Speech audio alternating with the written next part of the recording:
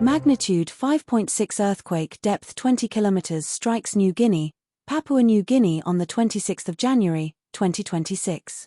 Earthquake subject to change. New Guinea is the world's second-largest island, with an area of 785,753 square kilometers, 303,381 square miles.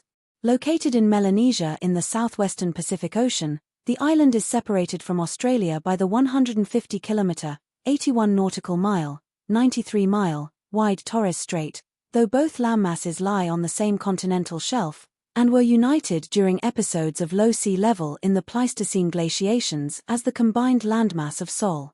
Earthquake Info Credit, EMSC. Thank you for watching.